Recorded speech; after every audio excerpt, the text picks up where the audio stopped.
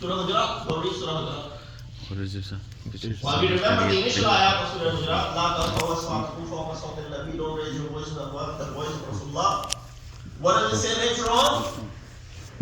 It says, وَلَا تَنَابَزُوا.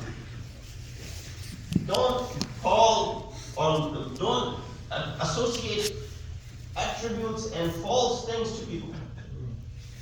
So that is something which is common in the society. We do it all the time. Everybody does it. So, well, that's what Imam is saying. Imam is saying over here that you brought faith unto Rasulullah, but you failed to follow his Shariah. Did ever Prophet do that? If anything, he condemned it. If anything, he stopped it. Third, you recited his book, meaning the book of Quran, which was revealed for your sake, but you didn't act upon it. So we've heard, we've obeyed, but you actually didn't follow. So many ayat of Quran that we read on a regular basis, but we're failing to follow them. Someone might say, well, I have not come across this. That is a possibility. Someone might show their ignorance about certain things that are mentioned in the Quran. But I'm talking about the main, bold bullet points that are known to everyone. It should be known to everyone. These are some things that we fail to recognize. Fourthly, you repeatedly said that indeed we're fearful of the hellfire, but at the same time you presented it with your disobedience. So where is your fear? All of us collectively will say, Jahannam, we're afraid of it. Especially when you read the ayat of Quran, we talk about the picture that is painted of Jahannam. That how fearful it will be. There's nothing compared to what actually it will be. Believe me. Rawayat mentioned, what is mentioned in the ayat of Quran regarding Jannat and Jahannam both, is just for our understanding. Taqarrub al-tahmeen. Because what Quran mentions about the paradise is something which we fantasize about in this world. The Quran equates it so that you and I can relate to it. Otherwise, what will be the actual picture of Jannat and paradise is beyond our comprehension. Likewise, what Quran mentions about Jahannam and the severity of it is beyond our comprehension. But paints a picture so that you and I can relate to it. Sallallahu Muhammad wa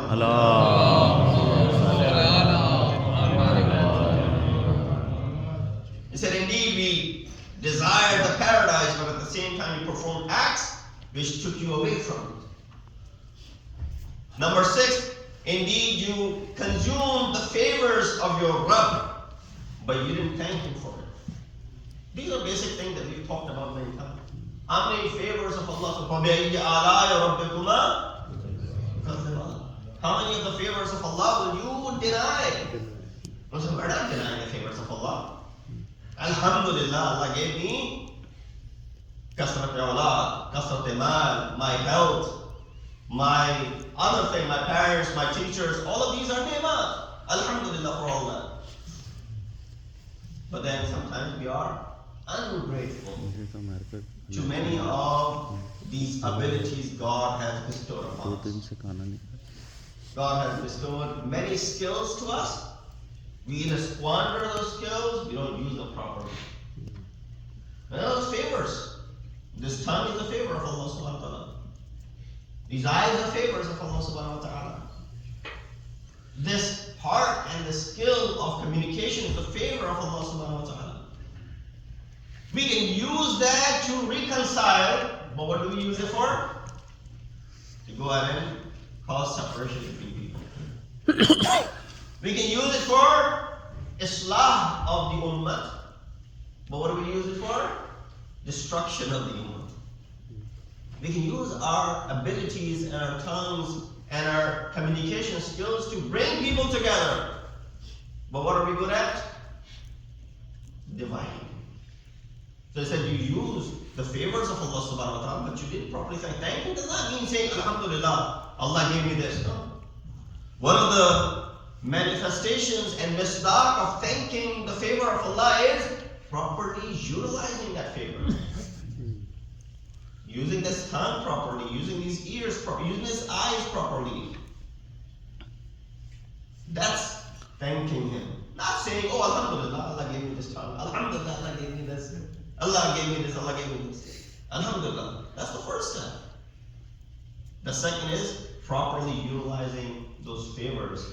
That is the bigger way of thanking Allah subhanahu wa ta'ala. So we said 6. Number 7, Allah commanded you to be enemy of shaitan.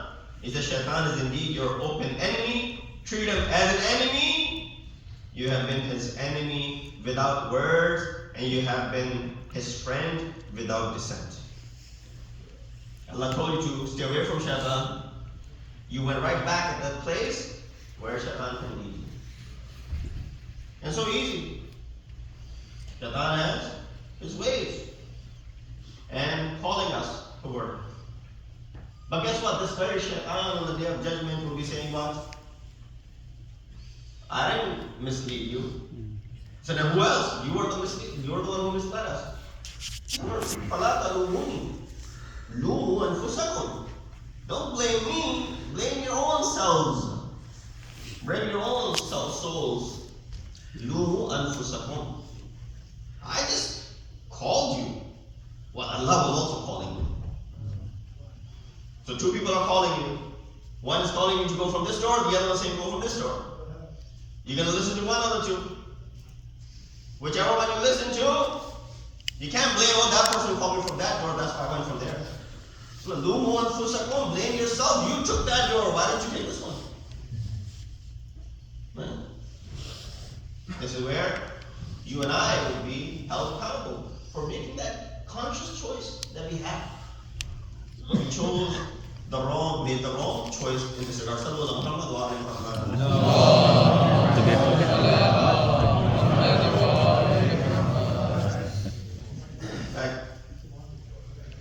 Number 8, you made finding the defects of others to be your mission, while you threw your own defects behind your back.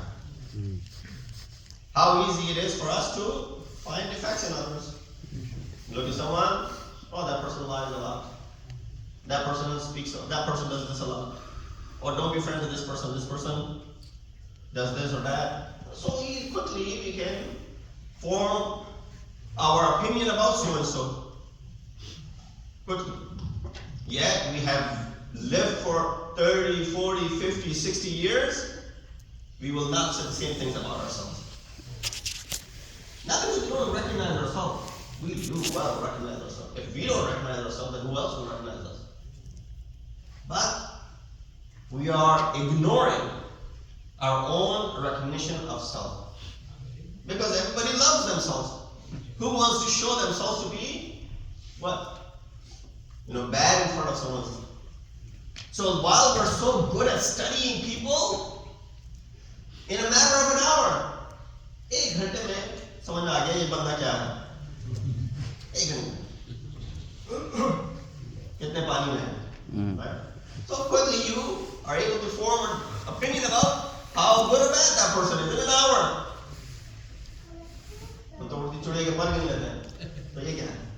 It's so easy. Fine, you might be good at studying people. Study yourself first. So this is what Imam said. He said, you made finding the defects of others to be your mission while you threw your own defects behind your back. Kept your defects in front. And while you see defects in others, because everyone has defects, there's nothing wrong in highlighting that privately. That's why the ayat mentions that if you do islah of someone privately, you have given them zinat. But if you do their islah in public, you have disgraced them. No, I meant good. I wanted to do islah, but I did it in a public forum. Called out. That's disgracing. Shariat, forget. Shariat, Aql doesn't accept that. Shariat doesn't accept that either. So Imam at the end of this said, don't blame.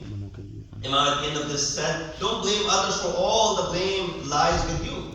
How can you expect any dua, supplication, that's where the discussion started. How can you expect any dua to be accepted with all this that I just quoted for you? These 8 things that I just mentioned for you. You indeed closed all doors and paths to the acceptance of dua. Fear Allah, reform yourself, show sincerity in your private actions, and enjoin good and forbid evil, and Allah will indeed answer your requests. Sallu ala Muhammad wa ala Muhammad.